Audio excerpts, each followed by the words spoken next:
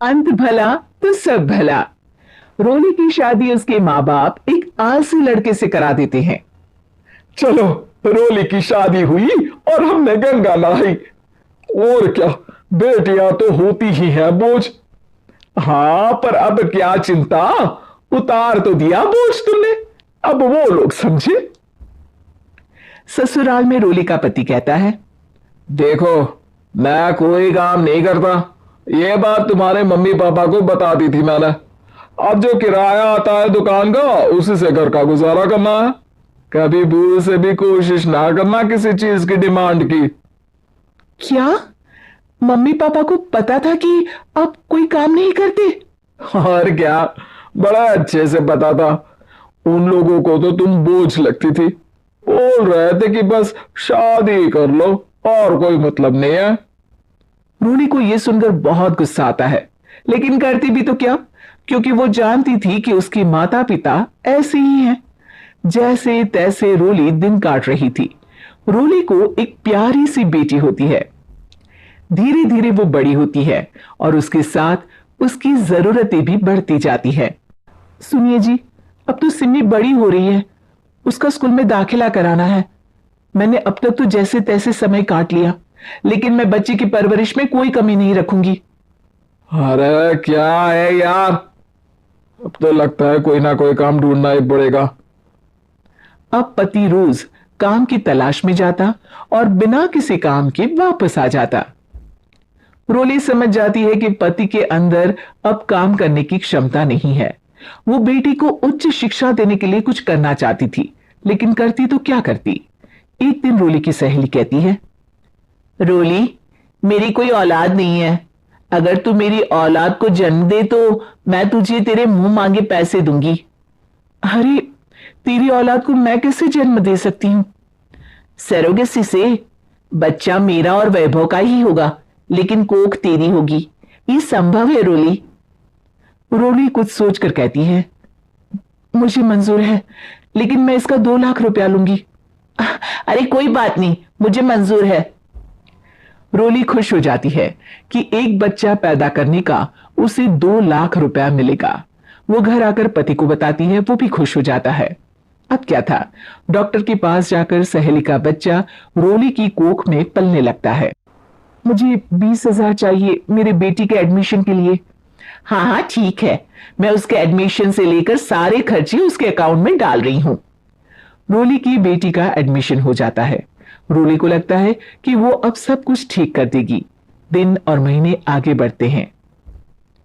अब एक दिन, एक बात कहूं जी, काश इस बच्चे को मैं रख पाती। मैं अब इससे काफी जुड़ गई हूं। अरे यार, बता नहीं किसका बच्चा है, अपने पास है ना अपनी मुन्नी। हाँ, लेकिन अब मैं भी इस बच्चे से जुड़ाव फील करने लगी हूं। लेकिन मैं ये जानती हूं कि ये मेरा बच्चा नहीं है।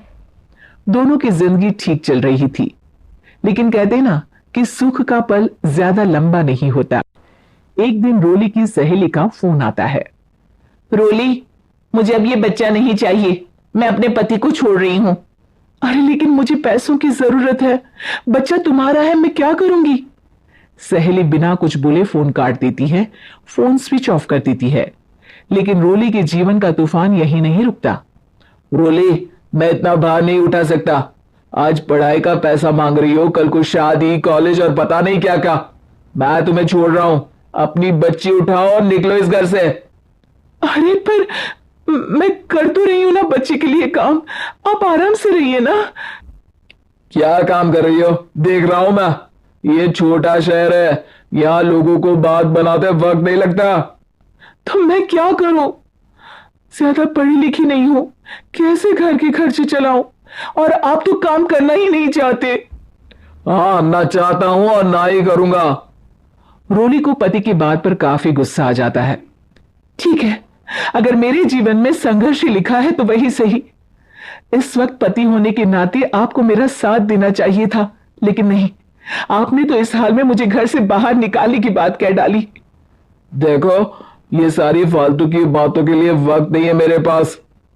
रोली, जिसकी कोख में किसी और का बच्चा था और साथ छोटी सी बेटी, पति का घर छोड़कर रास्ते पर आ जाती है। रोली के पास मायके के सिवा दूसरा कोई रास्ता नहीं होता। अरे रोली कैसी है? कितने दिनों के लिए आई है?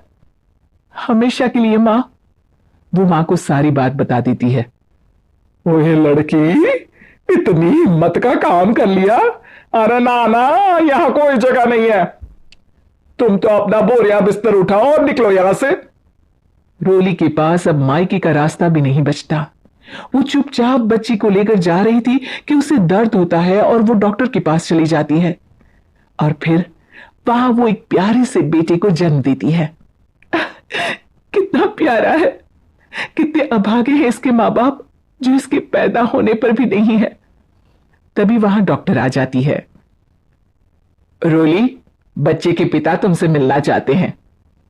आपका बहुत बहुत शुक्रिया। मैं इस बच्चे को पालूंगा, भले ही इसकी मां ने इसे छोड़ दिया हो, पर मैं अपनी जिम्मेदारी निभाऊंगा।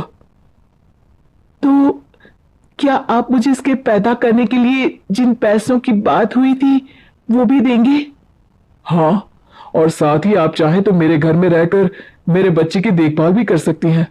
मैं उसके लिए आपको सैलरी दे दिया करूंगा। रोली को लगता है कि जैसे भगवान ने उसके लिए सुकून का रास्ता खोल दिया। वो अब मुकेश के साथ उसके घर चली जाती है, जहां रहकर वो उस बच्चे की देखरेख करती है। अब मुकेश के घर को रोली अच्छे से संभाल लेती है। उसके लिए खाना बनाने से लेकर बच्चों की देखभाल और घर की देखरेख। धीरे धीरे मुकेश को रोली से प्यार हो जाता है। रोली, तुम्हारी बेटी और मेरा बेटा बिल्कुल भाई बहन की तरह साथ रहते हैं। हाँ, आखिर है तो एक ही कोख के बच्चे, अटैचमेंट तो होगा ही ना। रोली, तुमने घर और मुझे दोनों को संभाल लिया। ये तो मेरा काम है। आपने भी तो मुझे छत दी जिससे मैं अपनी बेटी की पढ़ाई और भविष्य के लिए पैसे जोड़ सकूं। रोली, क्या तुम मुझसे शादी करोगी? अब मैं जानता हूं तुम्हारी भी शादी कुछ खास अच्छी नहीं रही। रोली को मुकेश की बात ठीक लगती है। वो उसे हाँ बोलने की सोच ही रही होती है कि उसके पहले पति का फोन आ जाता है। रोली, मैं बहुत परेशान हूं। मेरा एक्सीडेंट हो गया है। मैं चाहता हूं तुम वापस आ जाओ। रोली को पुराने पति की चिंता होने लगती है। वो सोचती है कि वो क्या कर रही थी। हाँ ठीक है, मैं आ रही हूं। हाँ रोली, आ जाओ, लेकिन बच्ची को कहीं हॉस्टल में छोड़कर आना, क्योंकि मैं नहीं चाहता कि हम लोगों के बीच फिर से वो सारी बातें हो। रोली को समझ आ जाता है कि पति आज भी सुधरा नहीं है।